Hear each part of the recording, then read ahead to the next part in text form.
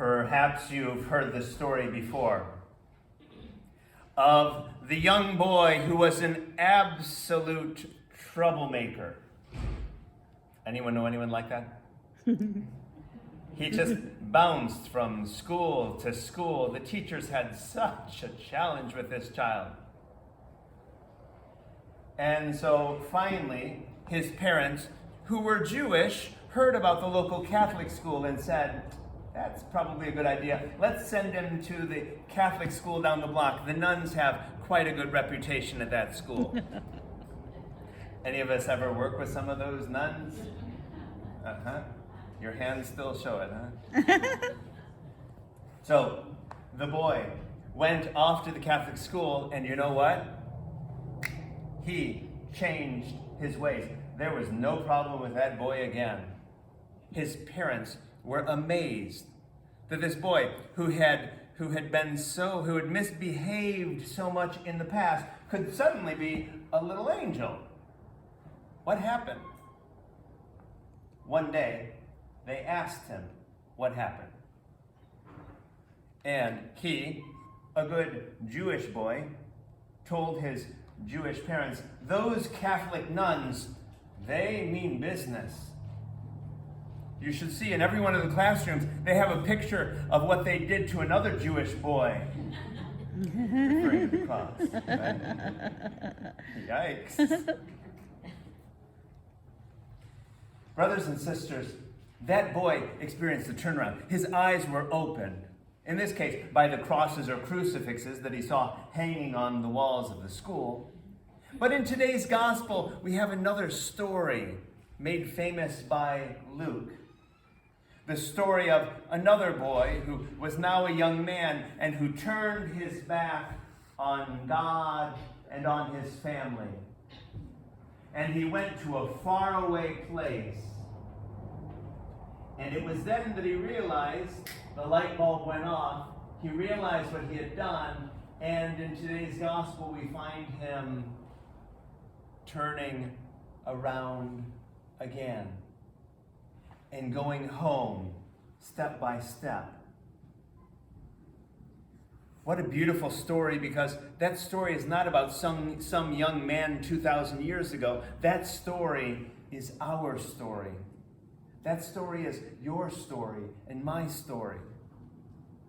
Of how it is that sometimes through our words and our actions, we find ourselves turning our backs on others. Amen?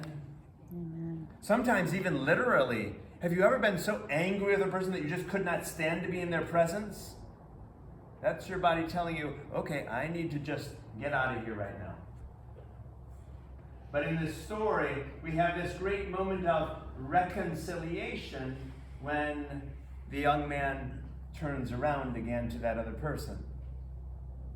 Like those times when we've been mad at others and couldn't stand to be in their presence, but then eventually we know we have to come out of our bedroom and speak with that person again because they're probably a member of our family, a husband or wife, a son or daughter, a parent, a sibling.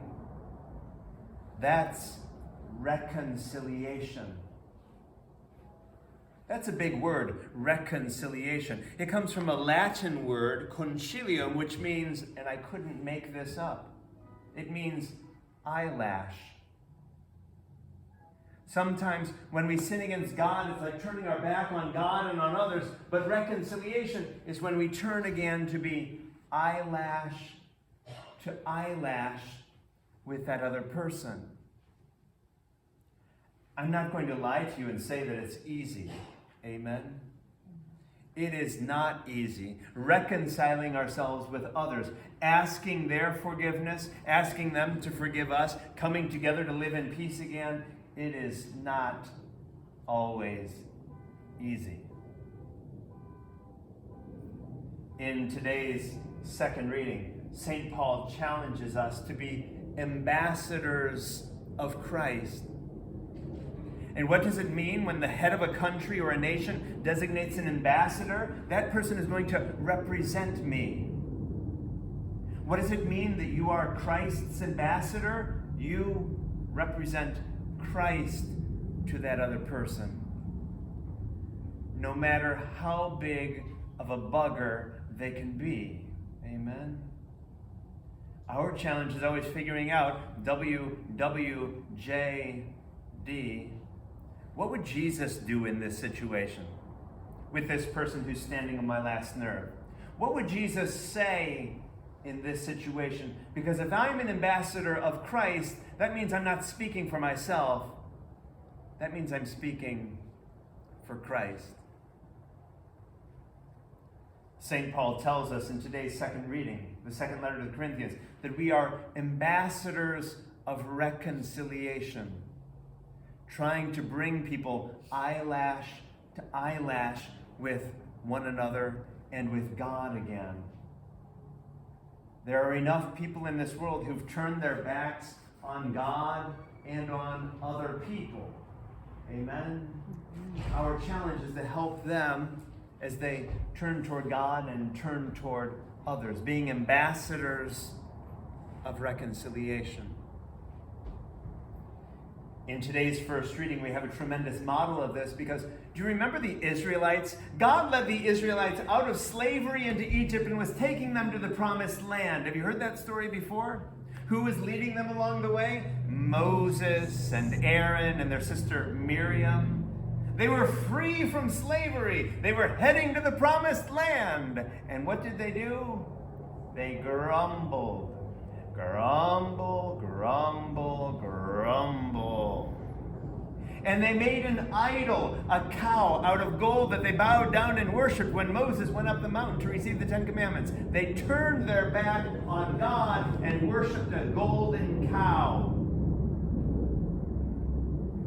And still, God chose this model of reconciliation. In today's first reading from the book of Joshua, despite their unfaithfulness, and yes, they were unfaithful, God brought them to a land flowing with milk and honey, says the first reading, to the promised land, where after 40 years of eating quail, all we ever get is quail, and manna, insect secretions, for 40 years, finally they were eating real food, the produce of the land. Even though they had turned their back on God, God kept turning toward them and showing them kindness and mercy. So when that person is standing on your very last nerve, when that person is trying to get under your skin and is saying and doing things that could rupture your relationship, remember, we are ambassadors of Christ. And no matter what you say or what you do, I am going to love you, you bugger. And I'm going to be an ambassador of Christ, showing Christ's love and peace to you. How's that for homework this week? How's that for homework? This Sunday is traditionally called Laetare Sunday. Rejoice, they say. In fact, the color for today is rose or pink, a color of joy, because we're getting closer to Easter, and today's scriptures signal us to that joy that comes with reconciliation, of being eyelash to eyelash with God and with others. Sisters and brothers, nourished by this word and nourished by this Eucharist, let's get out of here today and let's go be ambassadors of Christ. Reflecting on how it is that we've turned our back on God and on others, how it is that others have turned their back on God and or on us, and figuring out how it is that we can turn around again to be eyelash to eyelash with all of those beautiful creatures God has placed on this earth.